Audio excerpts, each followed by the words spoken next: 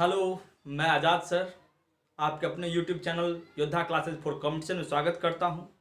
हम आज आप लोग के लिए अर्थमेटिक मैथ्स का शुभारंभ करने जा रहे हैं और अर्थमेटिक मैथ शुरुआत करने से पहले आपको बता दूं कि आज आप लोग का जो टॉपिक शुरू होने वाला है वो है परसेंटेज।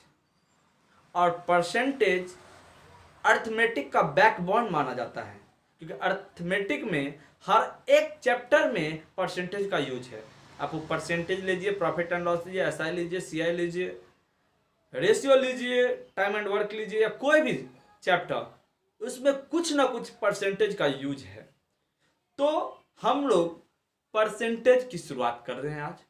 और आप लोग को बता दें कि परसेंटेज पढ़ने से पहले परसेंटेज की कुछ कुछ बेसिक बातें हैं जो समझना बहुत जरूरी है आप लोग के लिए। और आज जो है आप लोग को परसेंटेज से इंट्रोड्यूस करवा रहे हैं। तो सबसे पहले बता दूं कि हम लोग जो परसेंटेज पढ़ने जा रहे हैं उस परसेंटेज में सबसे पहले कि कोई फ्रैक्शन को परसेंटेज में कैसे कन्वर्ट किया जाए, किसी परसेंटेज को फ्रैक्शन में कैसे लाया जाए, कोई बड़ा सा बड़ा परसेंटेज देके उसको फ्रैक्शन में कैसे चेंज किया जाए, तो उन्हीं सब बातों को हम लोग जानेंगे। लेकिन सबसे पहले बता दें कि हम उतना ही जानेंगे जो एग्जाम के दृष्टिकोण से अच्छा हो।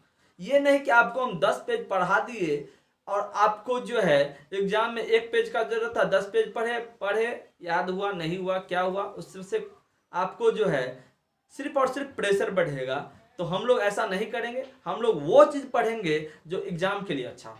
तो चलिए हम आपको परसेंटेज से रूबरू करा रहे हैं और कुछ ऐसा फ्रैक्शन ले रहे हैं जो एग्जाम के दृष्टिकोण से बहुत ही अच्छा है, जो एग्जाम में पूछा जाता है और पूछने वाला है। ठीक है, इन्हीं सब फ्रैक्शन को परसेंटेज में कन्वर्ट करना दिया रहता है जो बेसिकली आपके सामने है। तो चलिए आपको मिलाते हैं। देखिए आपके बोर्ड पे इस प्रकार लिखा हुआ है। देखिए सबसे पहले आपको मैं बता दूं कि ये परसेंटेज आपको याद नहीं करना है। आप किसी भी चीज को याद नहीं कर सकते हैं। हम आपको बोल दे कि हमको याद कर लीजिए तो क्या आप मुझे याद कर सकते हैं? या हम आपको बोल दे कि मुझे भुला दीजिए तो क्या आप मुझे भुला सकते हैं? याद हम तभी रहेंगे जब आप मेरा वीडियो बार बार देखिएगा, मैं आपके सामने रहूंगा। अगर आप मेरे वीडियो को देखना छोड़ देंगे, धीरे धीरे धीरे भुलाना चालू कर देंगे। तो वही होता है पढ़ाई में भी। अगर आप किसी चीज से जुड़े हैं तो वो चीज आपको याद रहेगा, अगर उससे आप दूरियां बनाना चालू कर दिए तो उस चीज को आप भूल जाइएगा। तो आज से याद नहीं करना है, लेकिन प्रत्येक दिन कुछ ना कुछ समय देना है जिससे आपका परसेंटेज बेटर हो। तो चलिए देखते हैं, ध्यान दीजिएगा। देखिए सबसे पहले एक, अब ये एक कोई संख्या है, इसको हमको परसेंटेज में बताना है। तो देखिए एक और एक के नीचे कुछ नहीं तो एक लिख सकते हैं। और किसी भी फ्रैक्शन को परसेंटेज में कन्वर्ट करने के लिए 100 से गुना, तो 1 से 1 कैंसिल यानी 100%। जैसे देखिए 1/2 है। अब ये कोई फ्रैक्शन है यानी भिन्न है, इसको परसेंटेज में कन्वर्ट करना है यानी 100 से गुना, यानी 2 से कट जाएगा कितना बार, 50 बार में, यानी 50%। अब देखिए 1/5 है, ये कोई भिन्न है, इसको परसेंटेज में गुना करना है यानी 100 से गुना, यानी ये 5 से कटा 20 बार में यानी 20%। देखिए 1/15, ये कोई फ्रैक्शन है, इसको परसेंटेज में कन्वर्ट करना है और किसी भी फ्रैक्शन को परसेंटेज में कन्वर्ट करने के लिए 100 से गुना किया जाता है। तो देखिए 5 से कटेगा 3 बार में और 5 से कटेगा 20 बार में, तो ये हो गया आपको 6.2/3%। तो डायरेक्ट समझिए कि किसी भी फ्रैक्शन को परसेंटेज में कन्वर्ट करने के लिए 100 से गुना करना पड़ता है। तो हम लोग इतना चेक करेंगे तो बहुत टाइम लगेगा, इसीलिए जो बेसिक चीज है उसको आप याद करके रखिएगा। जैसे 1 = 100%, 1/2 = 50%, 1/3 = 33 इंटीजर, 1/3%, 1/4 = 25%। तो ऐसे करके आपको एक बात तो ये कॉमन है कि 1 से लेके आपको 1/5 यानी 20% यहां तक तो आता होगा। अब जो बच गया उसको बार बार देखिएगा, तो इससे क्या होगा कि आपको हमेशा ये चीज याद रहेगा। तो चलिए हम लोग इस चीज को जहां तक लिखे हैं वो चीज याद करना है। अब हम कुछ ऐसा फ्रैक्शन लेंगे जिसको मैजिकली आपको बताएंगे कैसे परसेंटेज में कन्वर्ट किया जाए। तो चलिए देखते हैं।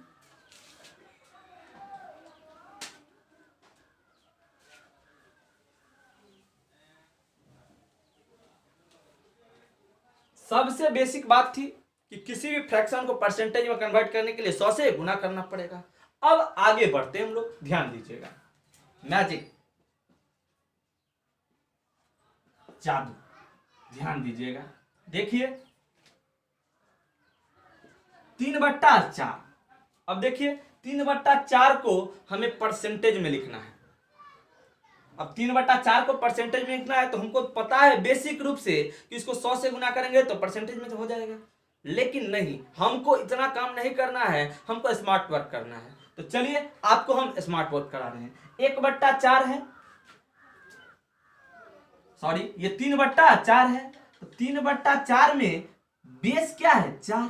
तो जब भी हम बेस देखे 4 तो हमारा दिमाग जाना चाहिए कहां पे? 1/4 की ओर। अब देखिए 1/4 पे गया दिमाग, और 1/4 होता क्या है? तो देखिए 25%।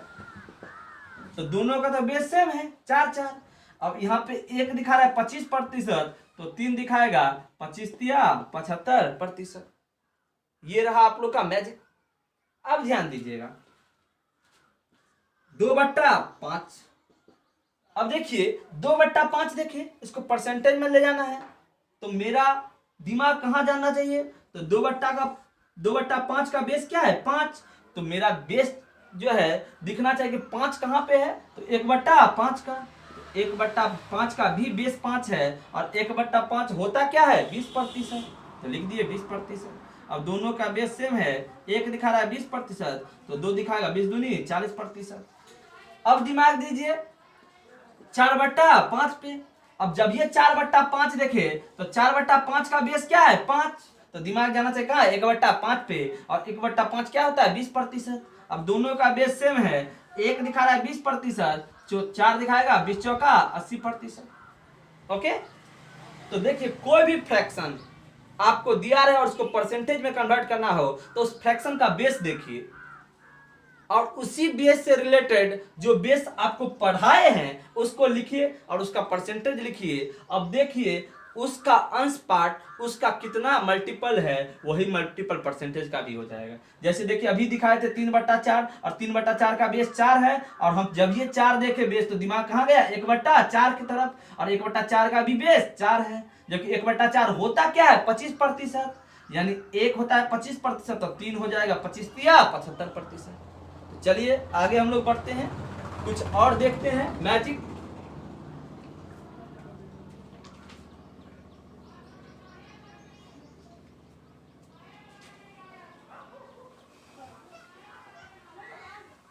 चलिए ध्यान दीजिए 4/9।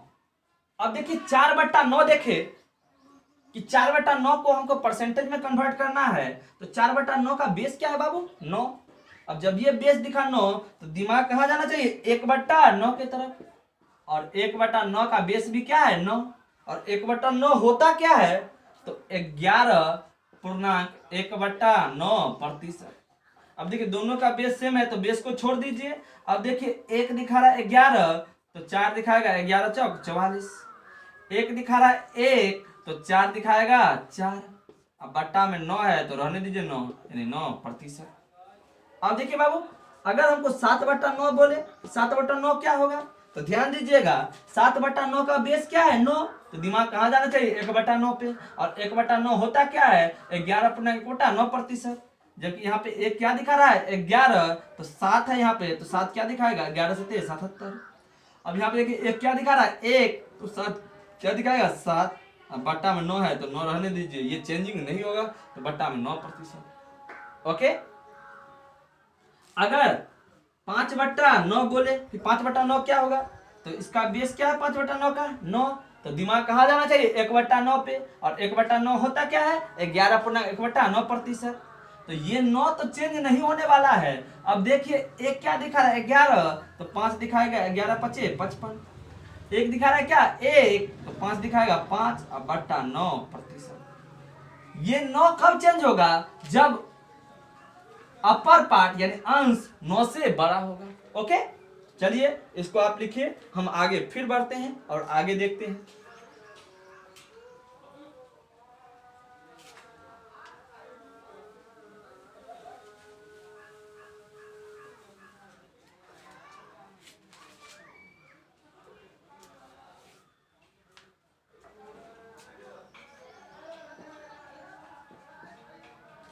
देखिए 1/11 में बेस क्या है 11। हम आपको डायरेक्ट पहले यही दिखाते हैं कि 1/11 का बेस क्या है 11, और 1/11 होता क्या है तो 9.1/11%।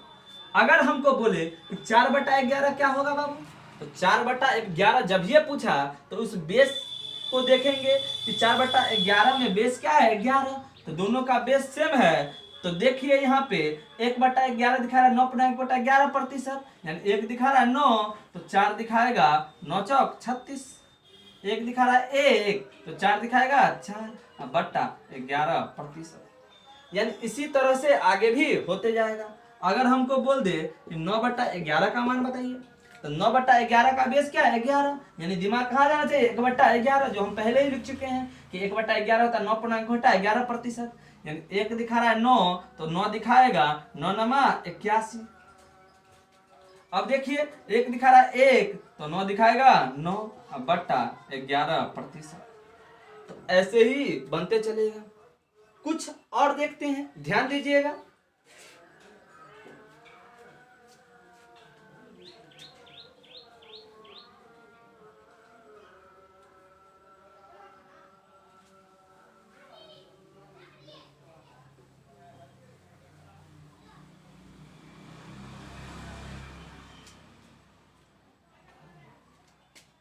देखिए 4/7, और ये बहुत ही अच्छा चीज है, इसको हम यहाँ पे भी लिखेंगे। इसको आप हमेशा माइंड में रखिएगा। 4/7, तो 4/7 तो दिखा क्या आपको बेस 7।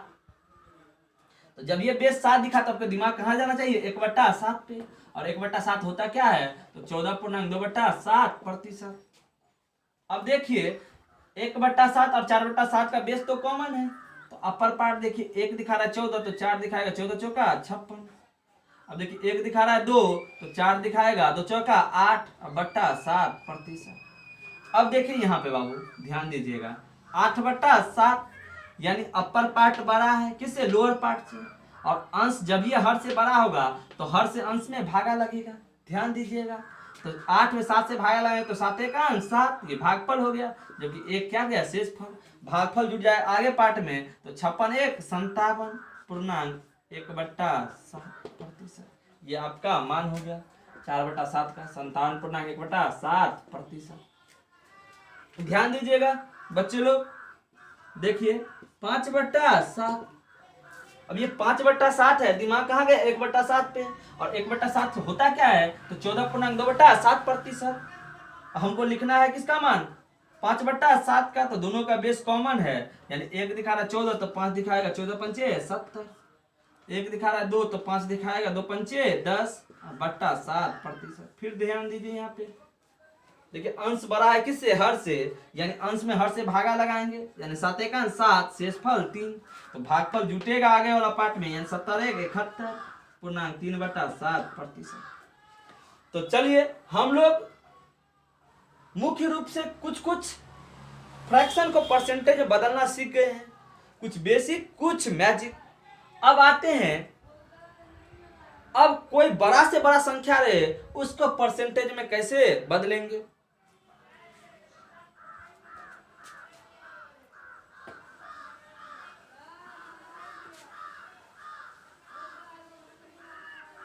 चलिए इससे पहले आपको हम एक बात बताना चाहते हैं कि 100% को क्या लिखेंगे, तो 100% को फ्रैक्शन में लिखना होगा तो 100 बाय परसेंटेज में तो बट्टा में 100, यानी 100 से 100 कैंसिल, यानी क्या 1, यानी 100% इज इक्वल टू 1 या 1 इज इक्वल टू 100%।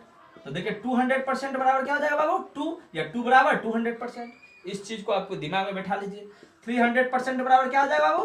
3, या 3 बराबर 300%। तो चलिए ये देख लिए, तो हम लोग आगे बढ़ते हैं।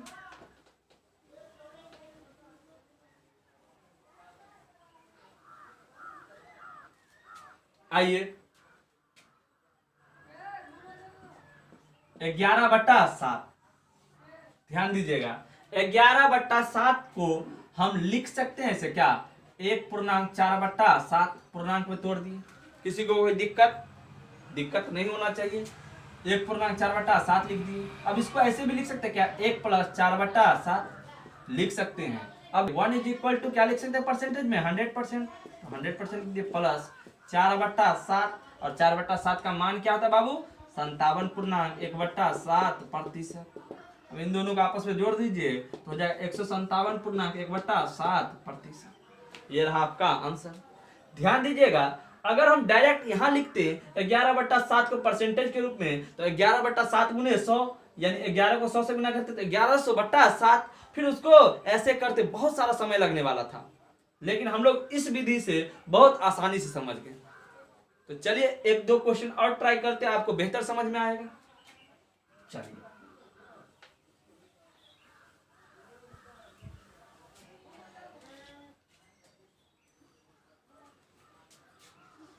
31/6।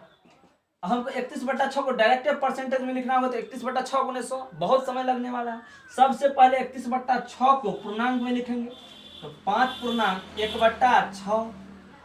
अब देखिए 5.1/6 को लिखने के लिए लिख सकते हैं 5 + 1/6। अब आइए 1 बराबर 100%, 2 बराबर 200%, तो 5 बराबर 500%। बीच में प्लस का साइन है तो प्लस। अब ये क्या है? 1/6, और 1/6 का मान क्या होता है बाबू? देखिएगा यहां से 16.2/3%। अब इन दोनों को जोड़ दीजिए 516.2/3%। ये रहा आपका मान। चलिए कुछ और देखते हैं, फिर हम लोग आगे बढ़ेंगे।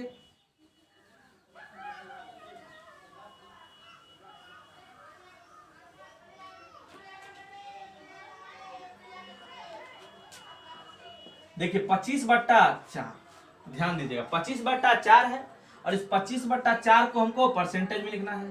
तो सबसे पहले इसको पूर्णांक में तोड़ेंगे, 6.1/4, और 6.1/4 को लिखने के लिए लिख सकते हैं 6 + 1/4। अब 1 बराबर 100%, तो 6 बराबर 600% प्लस, और 1/4 होता क्या है? 25%, यानी जोड़ेंगे तो क्या हो जाएगा? 625%। देखिए बाबू लोग, एक बात जानिएगा, हम 1/4 बोलेंगे तो 25%, या 25% बोलेंगे तो भी 1/4। आपको दोनों तरफ से याद रखना है इस बात को, ठीक है? तो चलिए हम लोग आगे बढ़ते हैं। अब आपको जो बताएंगे वो रहेगा कि किसी भी परसेंटेज को फ्रैक्शन में कैसे लिखा जाए। छोटा वाला के लिए तो आप लोग जानते ही हैं कि 1/14 बोलेंगे तो 7.7%, या 7.7% को लिखेंगे तो 1/14, 1/20 को 5%, या 5% को 1/20। ये छोटा वाला चीज आप लिख सकते हैं, लेकिन बड़ा से बड़ा जब आएगा तब इसको कैसे लिखना है वो दिखाते हैं आपको।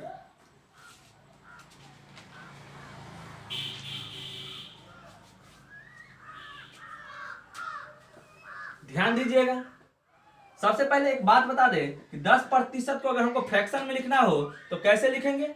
तो 10% को लिखेंगे 10, और प्रतिशत का मतलब बट्टा में 100, यानी 1/10। ओके, तो ऐसे ही चलिए 416.2/3%। अब देखिए बहुत बड़ा ये परसेंटेज है। अगर इसको हम फ्रैक्शन में लिखने के लिए बोल दी जाए और एक्चुअल में काम करे, यानी हार्ड वर्क, तो बहुत ज्यादा समय लगने वाला है। 416 × 3 + 2, अब बट्टा में 3 × 100।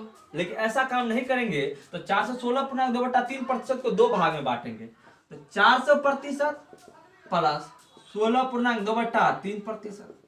जैसे 100% = 1, 200% = 2, 300% = 3, तो 400% = 4 प्लस 16.2/3%। अभी ही बताए हैं थे कि 1/6 यानी 16.2/3%, यानी 1/6। अब इन दोनों को जोड़ेंगे, भिन्न का जोड़ करेंगे तो 4 × 6 = 24, 1 25 /6। ये आपका आंसर हो गया। ओके, तो चलिए एक और लेते हैं, ध्यान दीजिएगा।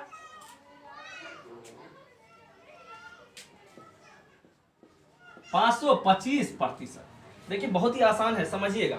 ये 525% को हमको फ्रैक्शन में लिखना है, तो सबसे पहले 525% को दो भागों में बांटेंगे, यानी 500% प्लस 25%।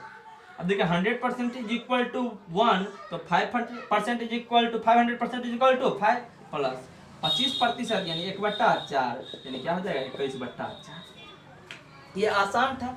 ऐसे ही ले लीजिए 1050%, इसको भी आसानी से बना लेंगे। 1050% को फ्रैक्शन में लिखना है, यानी दो भाग में बांटेंगे, 1000% और 50%। अब देखिए 1% 100% बराबर 1, तो 1000% बराबर 10 और प्लस 50% यानी 1/2 यानी 21/2। तो चलिए हम लोग कुछ और टफ देखते हैं, उसके बाद ये हम लोग का पार्ट क्लियर हो जाएगा। अब क्वेश्चंस हम लोग जब पढ़ाएंगे तो एनटीपीसी रिलेटेड क्वेश्चन होगा, सीजीएल मेंस रिलेटेड क्वेश्चन होगा और बैंक रिलेटेड क्वेश्चंस होगा। ठीक है, तो चलिए इनको लिखिए, तब तक अगला क्वेश्चन हम लेके आते हैं।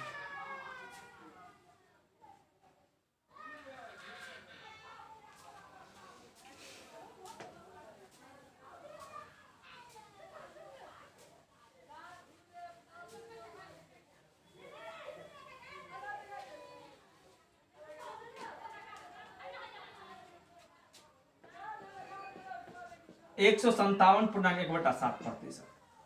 अब देखिए इसको हम बेसिक से काम करेंगे तो बहुत ज्यादा समय लगने वाला है, इसीलिए इसको बेसिक से काम नहीं करेंगे। जब भी बड़ा परसेंटेज दिया रहा और फ्रैक्शन में तोड़ना तो सबसे पहले उस परसेंटेज को दो भाग में बांटेंगे, 100% और 57.1/7%। अगर इन दोनों को जोड़ेंगे तो वही हो जाएगा 157.1/7%। 100% इज इक्वल टू 1 प्लस 57.1/7% को क्या लिखे थे साइड में 4/7। अब इन दोनों को जोड़ेंगे तो क्या हो जाएगा 11/7। ये हो गया आपका आंसर।